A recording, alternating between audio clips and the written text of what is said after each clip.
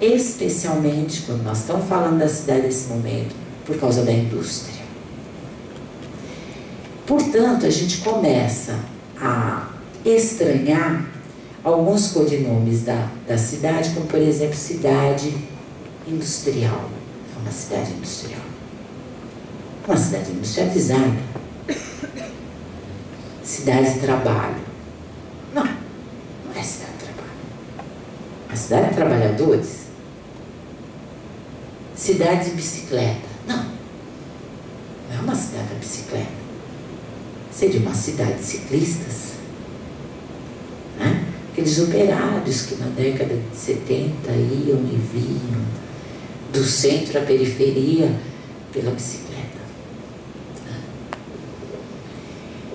Nessa representação ainda de migrantes, há um desejo de assimilar, de adaptar, aculturar. Afinal de contas, são corpos fora do lugar e precisam ser assimilados pelo grupo majoritário.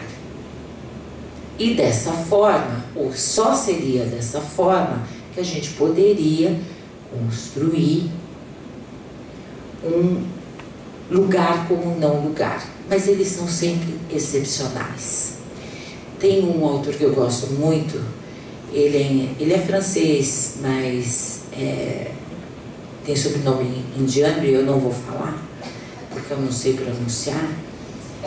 Ele diz assim: nós resistimos em imprimir uma dimensão política quando discutimos os deslocamentos humanos nas cidades. Por quê? Porque pelo fato dos migrantes eles sempre estarem atrás, supostamente atrás da sua sobrevivência, ou e serem ilegais, né? Eles não estão lá, e todo mundo sabe, né, que tem imigrante ilegal.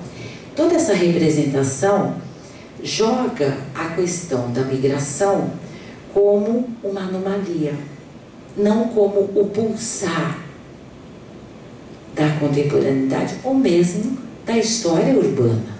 Porque a cidade, originalmente, ela se institui como cidade a partir de fluxos e deslocamentos humanos. Pode ir. E quando a gente lida com essa racionalidade que moveu a fazer essa apresentação aqui para vocês, da qual eu não acredito nada, mas eu acho que a gente não pode renunciar, os mapas, quando a gente está pesquisando as cidades contemporâneas, a gente tem que lidar com esse conjunto de documentação, mas não como algo dado e verdadeiro, mas como algo produzido, carregado de intencionalidades. Uma tabela do IBGE não é um documento neutro. Ele foi produzido e é instituído numa rede de significações e de poder. Mas quando a gente está trabalhando essas conceituações, essas percepções de cidade, normalmente a gente lida com outro tipo de fronteira. E a gente esquece de ver que as fronteiras, elas podem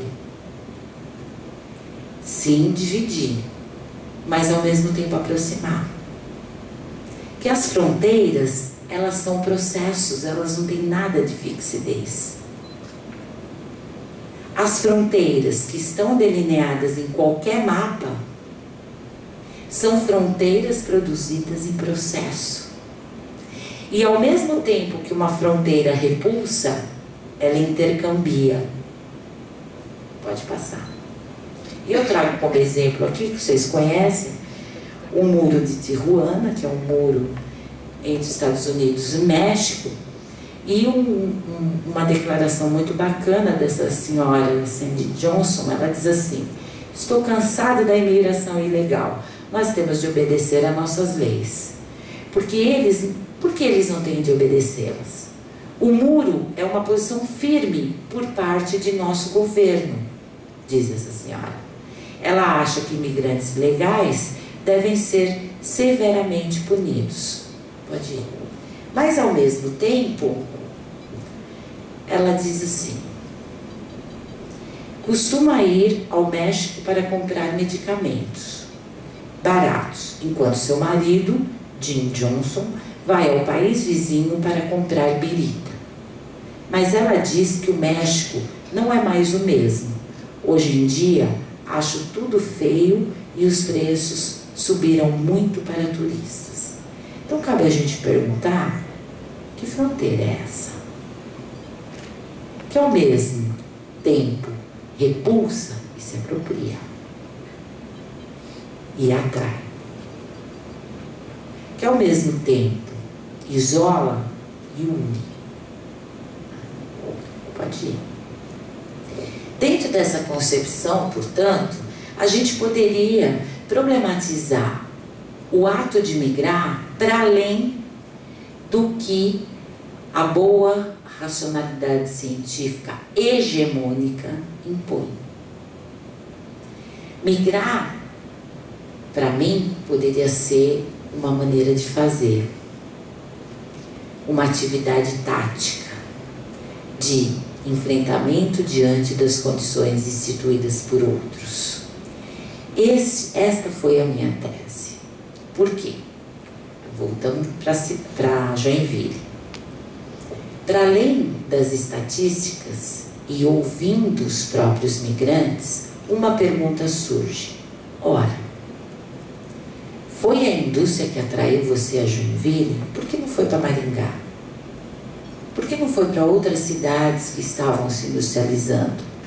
E aí que se descortina um novo caminho teórico para se pensar a migração dentro dessas táticas e das redes sociais que sustentam as opções e escolhas dos sujeitos que migram. Muitos deles migraram em função dos seus parentes. Muitos deles migraram em função já de um pré-arranjo das condições ou de conhecimento que eles tinham da própria cidade. A indústria era um elemento. O que eu quero dizer é que, quando a gente pensa cidades contemporâneas, nós não podemos pensar nas transformações dessas cidades sem as escolhas dos seus moradores. E não são escolhas meramente individuais, são subjetivas. E o subjetivo sempre impõe e aciona uma reflexão do social. Pode ir. E, portanto, nós vamos apagar tudo que eu apresentei como cidade, mas nos valendo e nos referindo àqueles elementos, e tentar pensar um pensamento que procure desestabilizar essencialismos, tanto sobre a cidade como sobre as suas populações. Na cidade contemporânea, cidadinos, migrantes ou não, vivem e promovem entrecruzamentos, mediações, hibridismos. Jogam e desenrolam as suas vivências entre esses jogos de semelhança e diferença diante dos outros e de si mesmos, bem como sentimentos de pertencimentos baseados em processos identitários fluidos e deslizantes. E isto eu vou me referir daqui para frente. Pode ir. Compreender as cidades, portanto, e os deslocamentos, pode ir. Será que seria medir, racionalizar o que é incomensurável e inominável? Que a racionalidade científica, por vezes, não consegue classificar?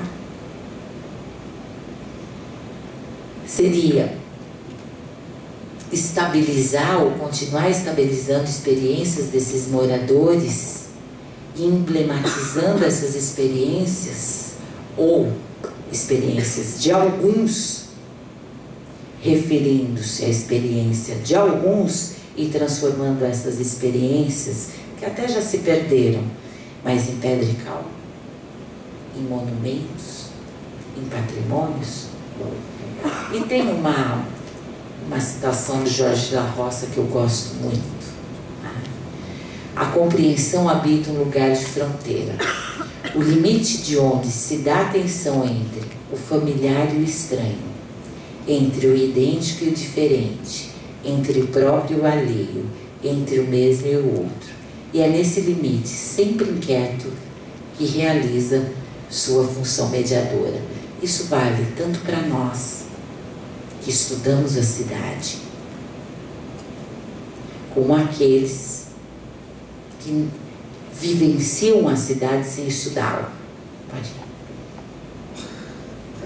Portanto, quando a gente fala de paisagens patrimoniais de Joinville, necessariamente a contemporaneidade exige que nós interpelemos as estabilidades étnicas, né? Os essencialismos de identidade alemão e italiano, e é tão interessante a fixidez, né, dessas paisagens étnicas, que o pórtico da cidade alemã é indiciado e referenciado com um moinho holandês, né? Bem interessante.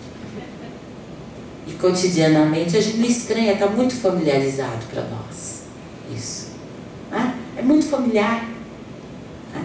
Pode ir. Tem um texto do Certeau que eu acho muito bacana, chama Andando pela Cidade. Nós discutimos até no grupo de pesquisa essa semana. Tem uma citação dele, ele diz assim: é difícil estar por baixo quando você está em cima. É difícil ver a cidade por baixo quando a gente está em cima. E esse em cima pode ser a própria ciência, ou pode ser teorias que funcionam como clausuras, como luz que cega. E ele diz isso porque ele, nesse texto, ele está descrevendo que ele está olhando da cidade de Nova York do alto do World Trade Center. O texto é de 99. Aliás, foi publicado em 99. E aí ele começa a analisar a cidade do alto, aquela vista panorâmica. Ele fala: puxa, mas como é difícil a gente ver embaixo, né? É muito difícil. Nós estamos viciados pelo olhar panorâmico. Pode ir. E às vezes a gente esquece de ver. Eu captei na internet essa imagem que eu achei bárbara, né? Um turista do alto do World Trade Center, né? É difícil ver do alto o avião chegando, né? É uma metáfora imagética que eu achei bárbara. E eles dizem lá, na internet tudo pode. Máquina fotográfica que foi preservada dos escombros. A foto foi tirada um pouco antes do 11 de setembro. Pode ir. Portanto, conhecer a cidade passa para nós a necessidade de nós realmente acreditarmos que a história sempre começa no nível do chão, para qualquer morador, seja migrante ou não, né? Com passos. E aqui outra citação do Michel de Certeau: os praticantes comuns da cidade moram lá embaixo, abaixo do limiar onde a visibilidade começa. Eles caminham uma forma elementar dessa experiência da cidade. É uma experiência elementar que produz a cidade. Pode ir. E nesse âmbito, eu volto a pensar o conceito de cidade contemporânea. Como é que a gente pode problematizar a cidade contemporânea? Uma contemporaneidade que nos traz novas percepções de tempo. novas percepções de espaço. Nós vivemos realmente um tempo mais acelerado. Nós vivemos realmente uma compressão do espaço. Lembremos do professor lá da Morgana que disse, não, imagina, ele vai estar lá em São Paulo, vai ver o trabalho. Por que ele vai vir aqui, se esse espaço vai ser percorrido virtualmente? E obviamente que isto também remonta ao processo histórico e não a uma marcha naturalizada do tempo. E esse processo, ele remonta à década de 1980, para alguns chamam globalização, mundialização, etc. e tal. Mas ele trouxe para nós uma questão muito importante.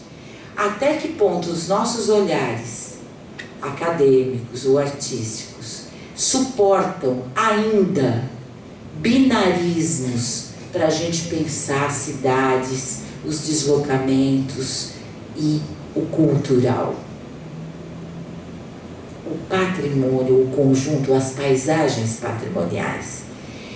E essa globalização, ela nos traz, assim, é muito interessante porque as pessoas, o Canclini tem um trabalho muito bacana que chama-se globalizações imaginadas, né? Quer dizer, cada um imagina a globalização do jeito que quer. Mas por quê? Não é que é do jeito que quer. Imagina a globalização a partir das suas próprias experiências. E é isso que a gente tem que começar a estranhar. Por quê? Assim como eu posso pensar na globalização econômica, né? A princípio eu poderia pensar como uma imposição do norte ao sul, dos países centrais para os países periféricos. Claro, eu vejo lá o localismo globalizado, a Coca-Cola. Antes era a água negra do imperialismo. Agora é a água negra da globalização econômica. Tanto tá aqui no meu cotidiano, no outdoor ambulante, como numa lanchonete. Recentemente, no último feriado, eu fui para Buenos Aires e a Coca-Cola estava lá. E a gente pode flagrar e construir conteúdos problematizadores dessas cidades. Elas têm muita semelhança. A princípio poderia parecer uma imposição de uma multinacional. Pode ir. Agora, como é que você pensa isso? Isso é uma paisagem do patrimônio cultural de Joinville. Eu não estou falando de reconhecidamente legislado e preservado. Quer dizer que isso não é um fragmento cultural? É. Tem uma multinacional, tem os Estados Unidos por trás disso? O Obama está por trás disso? Não. A Havan é um grupo de Brusque, né? Uma família de Brusque, que resolveu adotar como tática o que o Boaventura chama de globalismo localizado. Manejar alguns símbolos transnacionais de forma a globalizar o seu localismo. Tem algum binarismo, alguma desigualdade que suporte uma paisagem desta? Eu sei que vocês, artistas e pessoal do patrimônio cultural, acham que é um exagero chamar isso de paisagem do patrimônio cultural. Eu não acho. Isso é a cidade contemporânea. Pode ir. Essa imagem, para mim, ela diz muita coisa.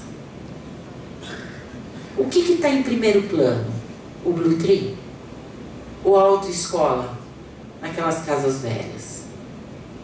Para mim, o que está no primeiro plano é a coexistência. É o fluxo. É a fronteira. Isto é fronteira.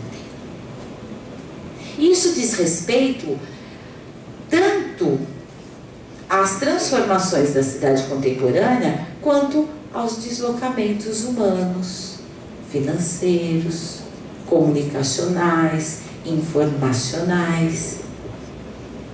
Pode ir. Portanto, pensar as paisagens patrimoniais nas cidades contemporâneas, na perspectiva dos deslocamentos humanos, requer de nós alguns pontos de observação. E requer de nós perceber a totalidade não mais como totalidade, que pode ser dita e descoberta e fixada,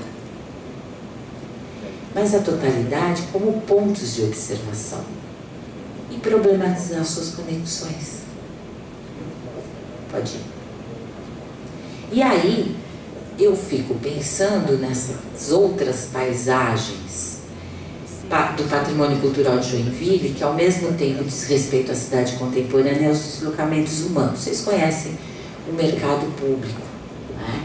Foi na década de 70 que a Beira daqui, ela sabe, na década de 70, o mercado público, que tinha aspectos arquitetônicos coloniais, foi posto abaixo e se construiu um enxaimel, porque era um ícone, né, uma referência de pedra e cal, desejada como identidade da cidade, né? E agora, estudando os migrantes, eu não sei se vocês conhecem também o Sr. Luiz do Acarajé. Conhece? Já comeram acarajé lá? Eu fiz uma entrevista com ele para minha tese. Ele disse assim: esse mercado aqui, isso aqui tem que ser um centro do patrimônio da nordestinidade. Mas como, seu Luiz?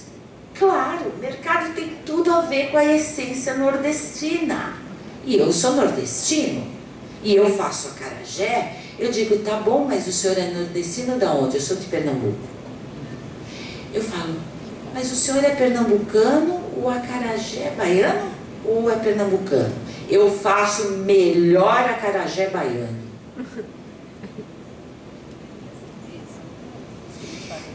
No seu processo de significação daquela paisagem cultural, vejam, o seu Luiz operou várias generalizações.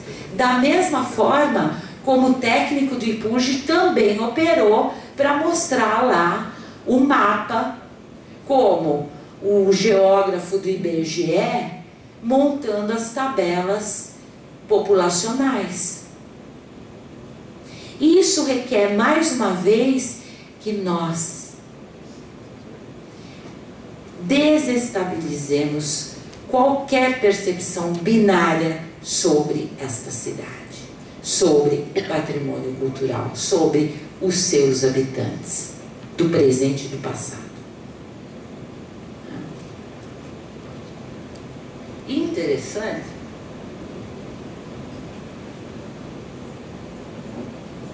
que quando eu entrevistei o seu Luiz, e eu acho que o método é da perdição, e a Sônia gosta muito disso para antropólogo. Eu acho que o melhor método para a gente trabalhar a história do tempo presente, a gente estudar patrimônio cultural, é se perder entre eles, né?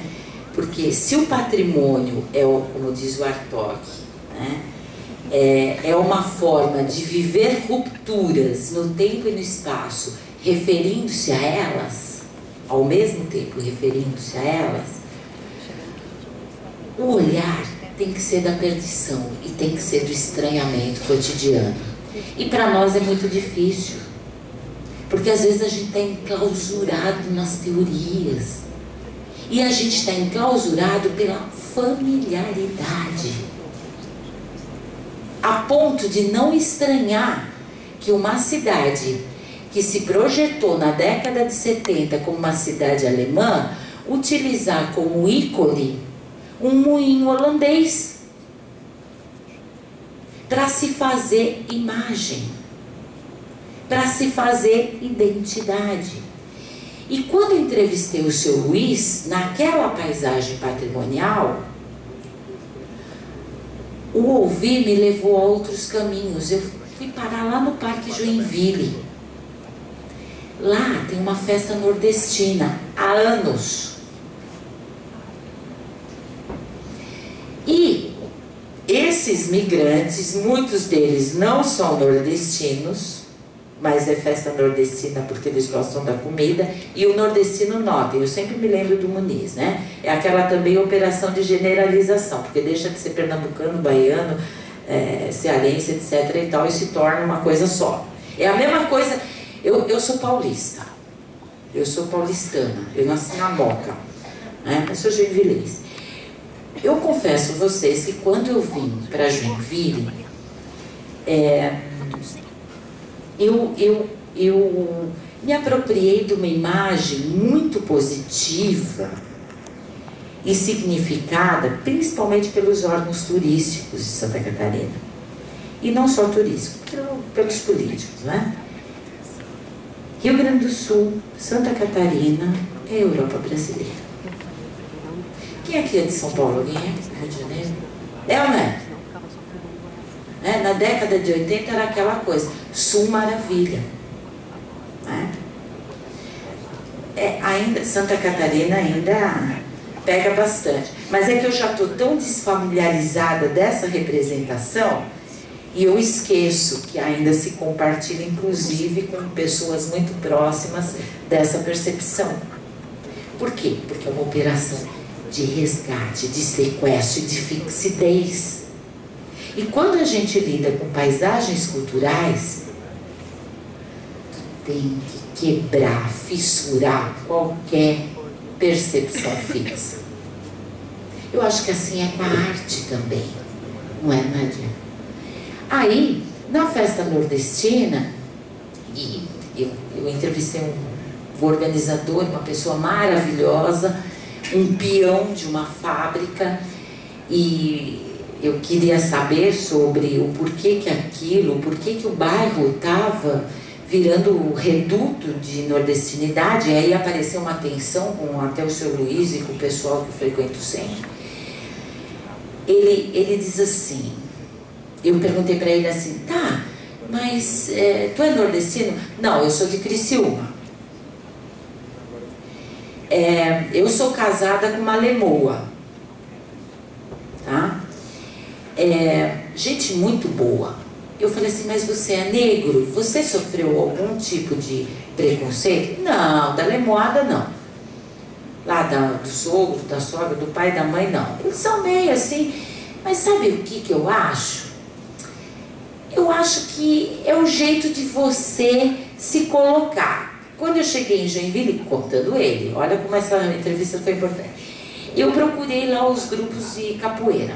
Mas sabe, eu não gostava como os negros se posicionavam.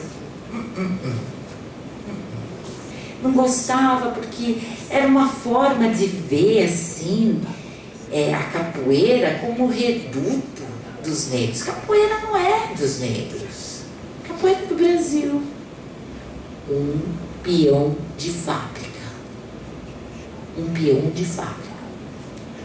E ele diz assim, por que o Parque Joinville não pode ser reduto da nordestinidade? Eu falei, e você acha que isso é importante para as tuas vivências hoje?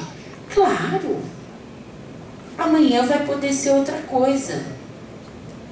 Aí eu perguntei assim, mas o que é mais importante para a tua vida hoje? É isso aqui. Tá. Mas e a fábrica?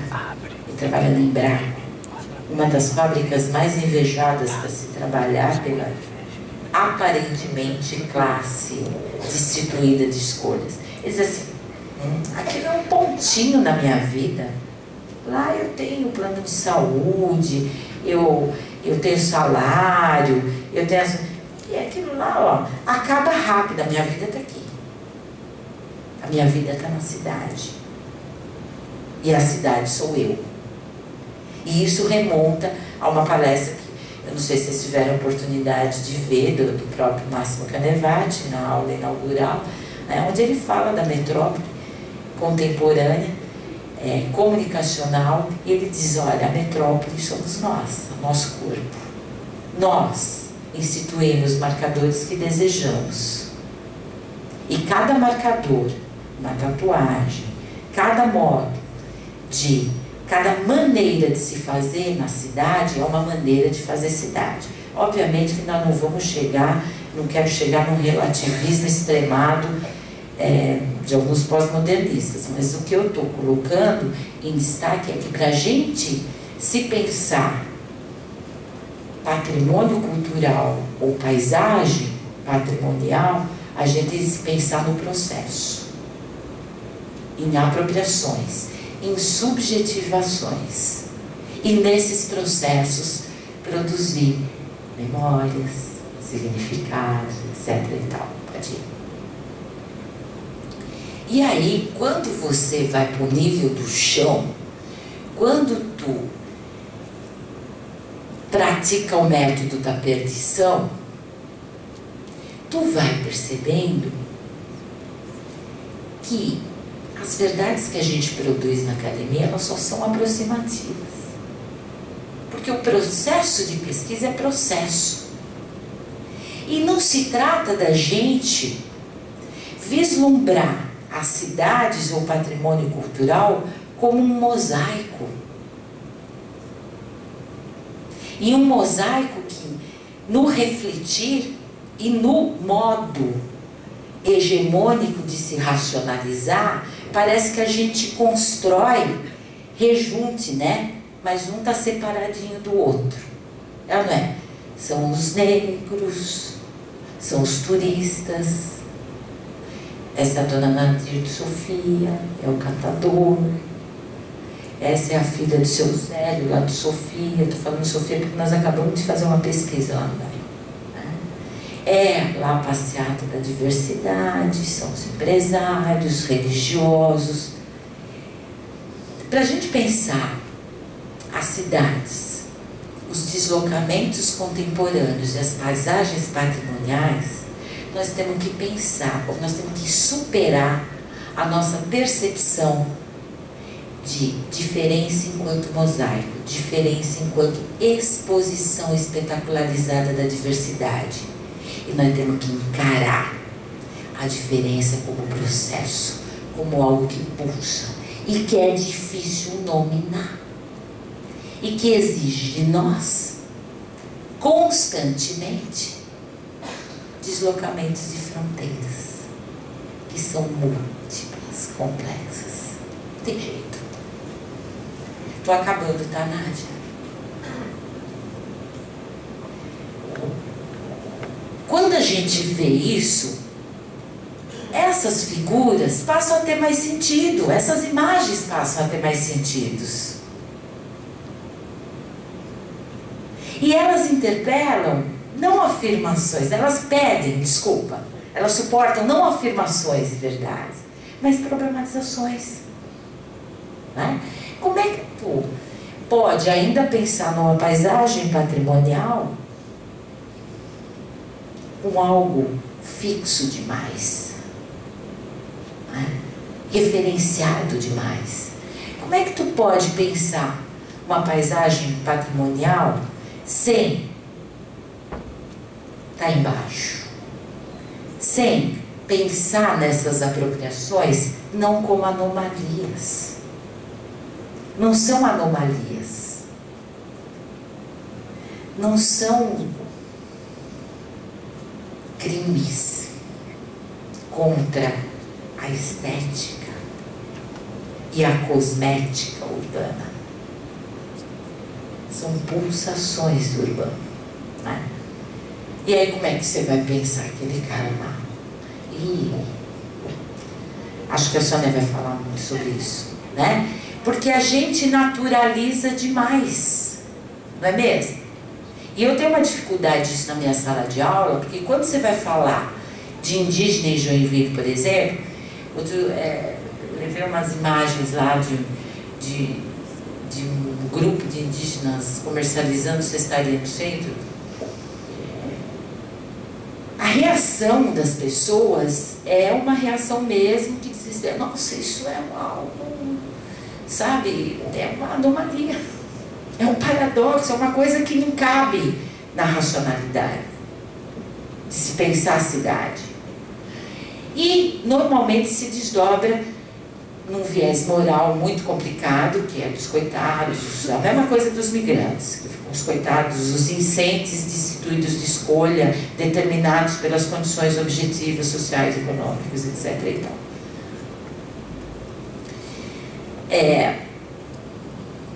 A gente pensar a cidade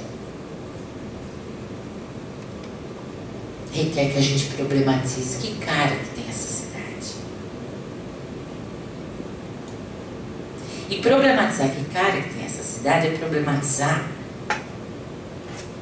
o processo de produção de sentimentos de pertencimentos e recusas.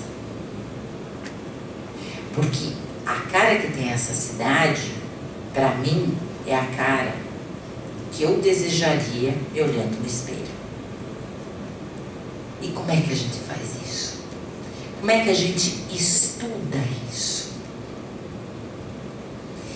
E, para mim, esta problemática é tão instigante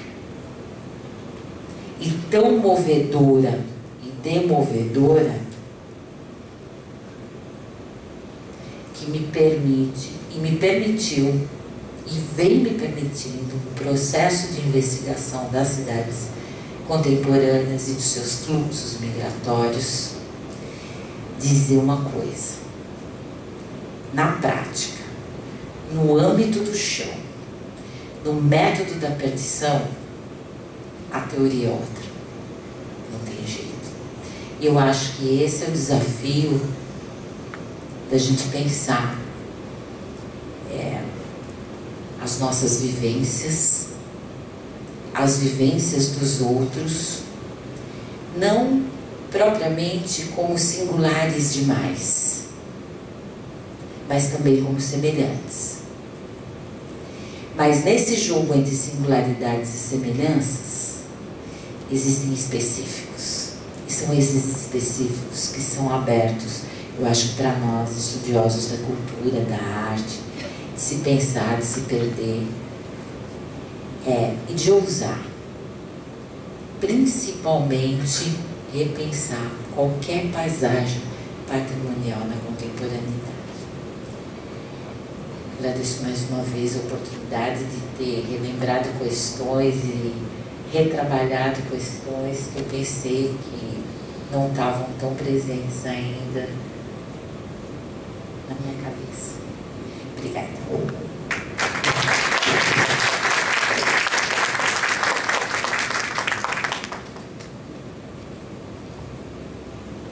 Estabelecer um diálogo com a Elaine, que é justamente isso que ela está esperando, né? Essa possibilidade desse diálogo.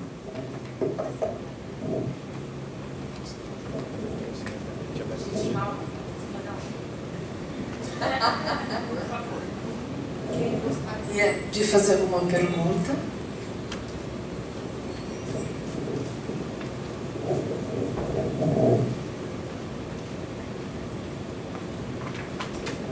Oi, eu só queria dar um testemunho que eu estou aqui desde março. Eu vim do estado de São Paulo, né? E eu também vim com uma imagem do sul bem diferente. Uma coisa que me chamou bastante atenção foi a presença da cultura mineira aqui. Cheio de restaurante de comida mineira. Eu falei, mas o que eles estão fazendo aqui no sul? Porque no estado de São Paulo eles já são presença.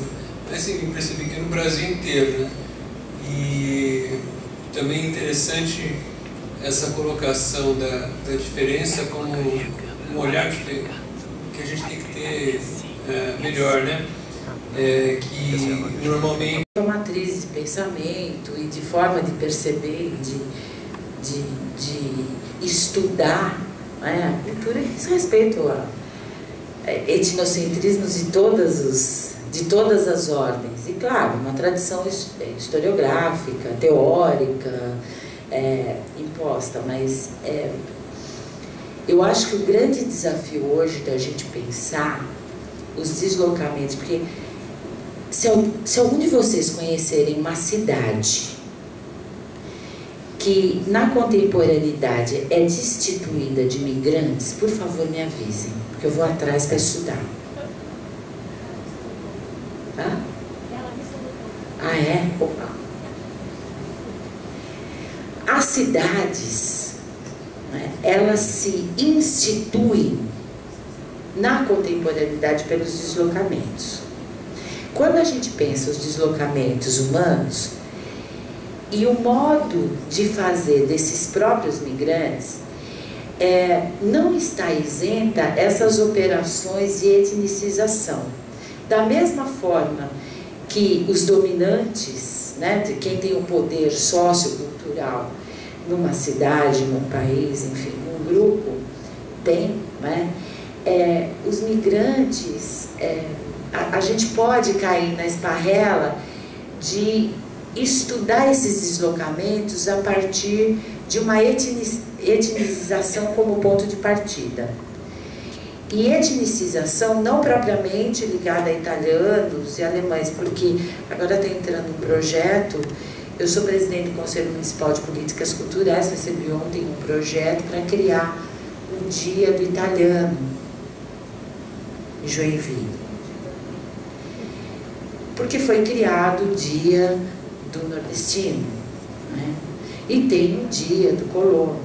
Quer dizer, a forma como os moradores se apropriam dessa cidade não isentam normalizações e essencializações. Então, por exemplo, não dá para você falar dos mineiros. Tem muito mineiro, tem muita gente que nasceu em Minas e está em Joinville, né? Tem muita gente que nasceu em São Paulo e está em Joinville.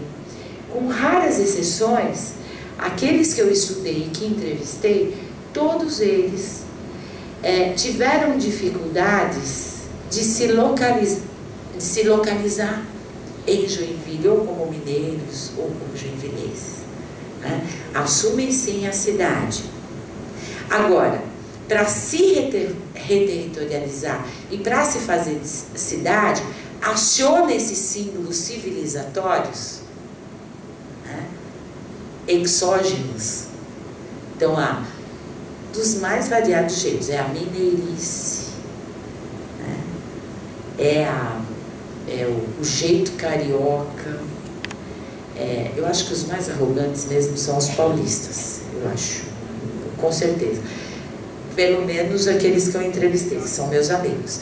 Mas, e você percebe uma dificuldade de etnização no caso dos paranaenses, né? Teve uma paulista que me falou assim, não, para mim, assim, joinvilense e paranaense é a mesma coisa. Por quê? Porque a cidade, Joinville, os paranaenses são para Joinville como aqueles tijolinhos na parede, que você olha, eles estão lá, eles já fazem parte, eles já se misturaram, eles já são cidade. Eles podem estar recobertos por um reboco, mas eles se misturam. Eu sei que a Marília não concordou, mas são percepções, são apropriações da cidade. E quando a gente lida com isso, é muito difícil você lidar o que é certo e errado, né? O que é verdadeiro ou não. E claro, a gente aciona memórias, aciona histórias e busca transformar as nossas histórias na história, as nossas memórias na memória da cidade. E é esse o jogo do patrimônio, isso é que eu queria destacar nessa fala, né? Nós não temos, quando a gente pensa paisagens patrimoniais, de partida nós temos que acabar com a ilusão da originalidade, do que é típico, do que é essencial, do que deve ser preservado, revitalizado, esses termos muito complicados também. quando a gente lida com patrimônio cultural, necessariamente a gente tem que lidar com as apropriações da cidade, cotidiano dos seus moradores. Claro, um marco legal patrimonial exige um outro processo de reconhecimento público. Tudo bem, mas eu no meu bairro eu não preciso que o município reconheça que o Parque Joinville é um reduto, uma paisagem da nordestinidade. Não preciso. Está lá. Então esse jogo entre alta cultura, baixa cultura, né, é muito... Ele é desarmado quando você começa a pensar a cidade dentro disso.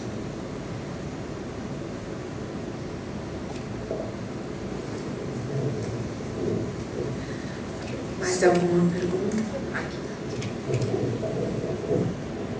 Você é mais rápido. Boa tarde. Parabéns pela exposição e me chamou a atenção de muitas questões. Eu tenho uma angústia porque nós temos tanta referência à cidade, enquanto nós ainda temos um espaço rural bastante presente. Essa é uma questão que eu gostaria de ir limpando na minha cabeça, talvez por estar situada numa região. Quando eu mencionei esse município para a senhora, é um município de 6, 7 mil habitantes, cuja concentração populacional inversamente do resto do país está na área rural. A cidade tem, sim, 500, 600 habitantes só. Quantos habitantes na cidade? Quase 7 mil habitantes. O município, né? Na cidade, 500, 600 talvez. Essa é uma indagação. Né? Por que cidade? Por que a gente tem dado tanta ênfase ao espaço urbano e deixando de considerar tudo isso no espaço rural? Ou a gente está num processo, num movimento de trazer para o urbano também esse espaço? Eu não sei a resposta. A segunda questão, a senhora falou em apropriações dos espaços, né? E me ocorreu que a juventude, especialmente, tem elegido determinados lugares para ser o seu lugar de comemoração, de encontro. Então, de acordo com a sua fala, isto seria uma paisagem patrimonial. O calçadão, o posto, a rua, um lugar assim, né? E a gente não considera, a gente critica, né? Porque ali não tem um monumento, ali não tem uma estátua, ali tem um lugar que há anos a fios, domingos, né? Semanas, ali as pessoas estão, ali é o meu lugar. Como talvez a minha opção por outros esteja restringida, porque eu não sou entendido como parte, eu elegi aquele. Então, este seria uma paisagem patrimonial. Uma paisagem cultural, sem dúvida. Cultural. Sem dúvida. A concepção de patrimônio cultural, ela é muito... Eu acho que agora as polêmicas elas estão baixando um pouco a poeira, mas até em função dessas apropriações. Mas ela estava muito ligada a um reconhecimento nacional que referenciasse a uma identidade hegemônica, etc. Na contemporaneidade hoje, a cidade, ela comporta inúmeras paisagens patrimoniais, né? Se você pensar que o patrimônio cultural é tudo, né? Já que ele é cultural, e isso, eu não estou pensando em patrimônio cultural como aquele reconhecido pela legislação, esse é outro. Na verdade, é uma dimensão, é um processo de patrimonialização, de reconhecimento, etc. e tal, né? Mas a casa, e é muito interessante porque nesse projeto que a gente acabou agora, eu entrevistei uma senhora e ela disse assim: não, aqui no bairro nós não temos nenhum... A pesquisa era sobre lugares e práticas de lazer. Aqui no bairro nós não temos nenhum lugar de lazer. Nada, nada, nada. Olha, essa juventude fica aqui na frente da casa do seu Ézio aqui, eles ficam lá até 11, meia-noite, namorando, tocando violão, às vezes tem pagode. mas eles não têm nenhum lugar. Né? Quer dizer, aquilo é um espaço praticado, e é um lugar praticado, é uma paisagem patrimonial. E a narrativa dela suporta o quê? Suporta retóricas de ausências e perdas, que necessariamente exigem para nós que estamos interpretando e problematizando, articular o seu discurso na rede de discursos contemporâneos sobre o que é patrimônio. Então as pessoas reconhecem, elas não se reconhecem como produtoras de paisagens patrimoniais. Né? Pesa sobre elas o quê? Uma referenciação para além das suas vivências. E obviamente é um jogo de poder. A primeira questão ela é bem mais complexa. Primeiro, você falou assim, que cidade que nós nos referimos? Tem um geógrafo, ele tem um trabalho muito interessante, ele chama José Eli da Veiga, não sei se vocês conhecem. E ele faz essa discussão sobre o urbano e rural. Ele diz assim, olha, no Brasil, por cidade, dentre, acho que são 4.000 e poucos municípios, cabe ao IBGE conceituar pela população, pelo número de habitantes e pela fronteira ou pelo delineamento administrativo que os censos, que a interpretação dos censos evoca. Então ele diz assim, ele vai pontuando os paradoxos, né, de cidade. Então, por exemplo, uma cidade como essa que você citou, você considerar ela como cidade? Quem diz? E aí ele diz assim, bom, mas também a gente tem que pensar o que é rural e o que é urbano. Pensar os limites disso na contemporaneidade é tão assim fácil, perceptível e próprio para se delimitar? O que é? O que caracteriza? E o texto dele vai pontuando isso. Então, quando a gente fala cidade, né, e olhar a cidade contemporânea, olhar também a cidade do IBGE, também olhar a cidade administrativa, mas é para além dela. Né? A sua instituição, como a sua apropriação como urbanidade. Né? Porque num ambiente rural, o ambiente rural ele não está destituído de deslocamentos. Né? Até a Casa Flight, agora que a gente foi ver, que eu dei uma olhada, o morador diz assim, não, eu vou sair. Não, eu não vou sair. Olha, não tem fim de semana que não vem gente aqui, um monte de gente, etc e tal, já querem até comprar minha propriedade. Eu quero deixar de herança para o meu filho. Mas por quê? Porque esse é meu jeito de viver. Esse é o meu lugar. Né? Se e é aqui em Pirapiraba. Como é que você pode ter manchas como enclaves no meio urbano? Porque isso em Joinville é muito interessante. Eu não sei se vocês já se perderam pela cidade, mas você vai pelo Vila Nova, tem enclaves rurais, né? O pessoal que estuda a cidade sabe, né? E as pessoas se apropriam dessa forma, mas normalmente a gente costuma só se valer pelo que diz o IBGE. Por quê? Porque as questões do rural, do rural e do urbano, pensadas no nível do chão, também são questões que remontam a sentimentos de pertencimento e a significações. Mas não como clausuras, como enclaves isolados dos fluxos contemporâneos. Imagina, tu vai aqui na Estrada Bonita, vai lá na propriedade do Anglo Kerstin, não sei se vocês conhecem, né? Tem lá a internet, eles têm tudo que é o modo de viver urbano, né? E que está muito diferente daquilo que o Séné trabalhava no século XIX, sobre o que... Lá ainda podia se distinguir alguma coisa, a gente tinha mais certeza sobre o que era urbano e rural, mas não. Né? Então, agora eu tenho um aluno que está acabando a pesquisa dele, eu também trabalhei isso na minha tese, nas festas do Vila Nova, né? A festa da banana, aqui em Joinville. Isso tem em qualquer município também, a festa da polenta, etc.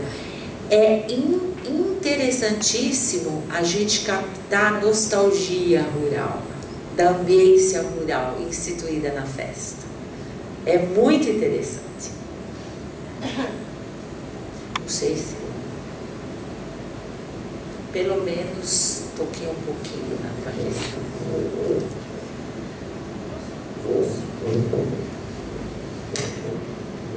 Boa tarde. Então, eu só queria falar um pouquinho sobre como é feito a questão do projeto, até dentro do design. Quando a gente... A Morgana, ela é autora daquele trabalho que eu mostrei para vocês, dos percursos virtuais sobre os roteiros rurais. Então, quando a gente, na questão do TCC, né, do design, a gente faz além do trabalho escrito, né, o estudo das disciplinas de design, do objeto de estudo mesmo, que no meu caso foi a região rural de Joinville, também a gente tem que apresentar um produto, né? Então, o produto ele tem que solucionar alguma coisa. Quando eu comecei o trabalho, eu queria solucionar de alguma maneira, a gente não começa pensando, eu quero fazer um site, sim, eu quero solucionar algum problema de alguma região. Quando eu comecei a estudar, eu percebi que dentro da questão turística existiam muitos problemas nessa região, né? E o site me pareceu uma das maneiras para melhor contribuir com essa solução. Só que o site normalmente ele apresenta as propriedades, os locais de venda apenas, né? Seria um site normal, seria isso, quais são os locais de venda e o que essas propriedades venderiam. Só que não é isso que o turista apenas busca quando faz um turismo, né? Ele consome o percurso também, não só o local de venda. Mas no meu caminho para chegar a essa conclusão, eu encontrei uma série de problemas, como por exemplo, ali a minha proposta é turismo rural nas famílias que vivem no rural. Só que naquela região ali a gente não tem só isso, né? À medida que Joinville foi crescendo e o urbano foi avançando sobre o rural, a gente tem uma série de outras propostas, como parques aquáticos. Parques aquáticos não são rurais necessariamente, eles poderiam estar em qualquer lugar, poderiam estar no centro de Joinville. Não faz parte da paisagem rural.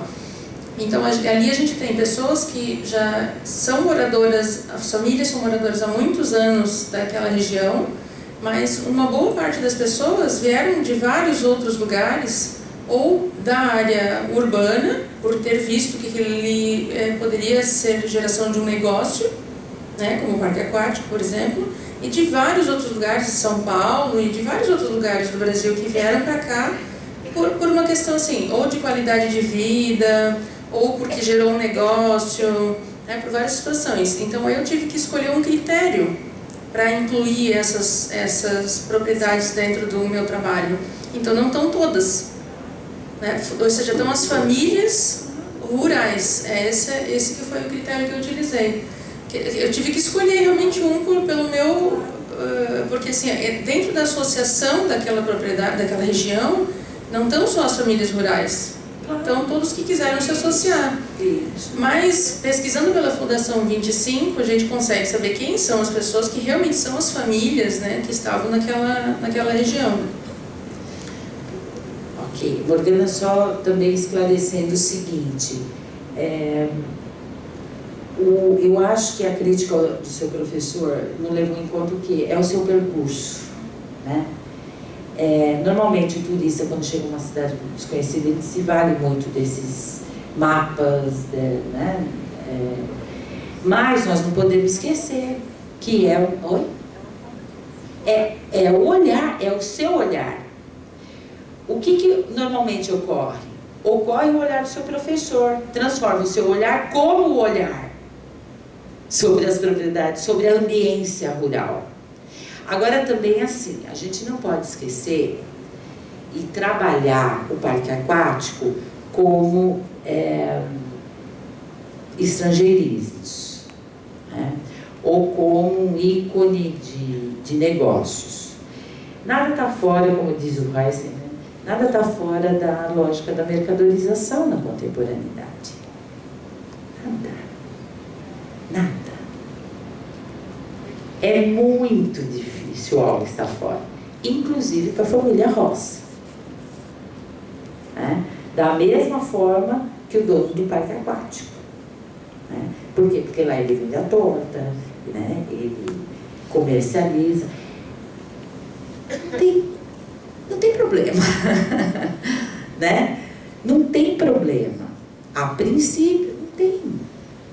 Quando a gente fala, né? Eu acabei a minha fala dizendo isso, eu acho que quando você lança esses olhares de baixo, né? E utilizando o método da perdição, lá você percebe que realmente, na prática, a teoria é outra. Né? Então, você, no percurso da pesquisa, você testar os limites da teoria. Eu não estou falando que a gente não tem que ter reflexão teórica, muito pelo contrário. Né? Mas testar esses limites, ver falar, até aqui dá, até aqui não dá. Não é por exclusão, é por coexistência, né? É por fronteira. Né? Mas eu acho o seu trabalho muito legal.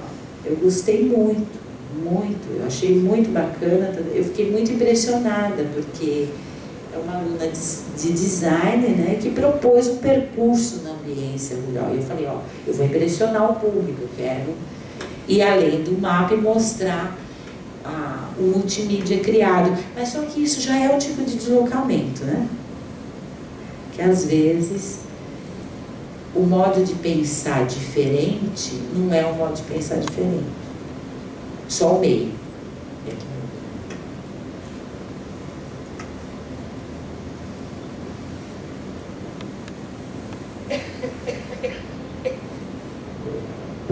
Mais alguma pergunta?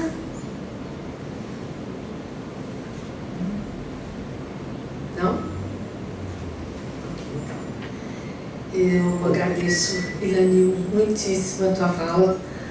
Foi realmente muito importante. Acho que abriu com chave de ouro. Muito obrigada mesmo. Né? Agradeço a todos vocês, a atenção, a participação, porque às vezes alguma coisa é muito importante para nós e para os outros, não. Mas eu acho que é isso, eu acho que as perguntas e as revisitações movem sempre a gente, né, dentro da universidade. Tomara que a gente nunca perca esse frescor. E mais uma vez, muito obrigada a você pelo convite.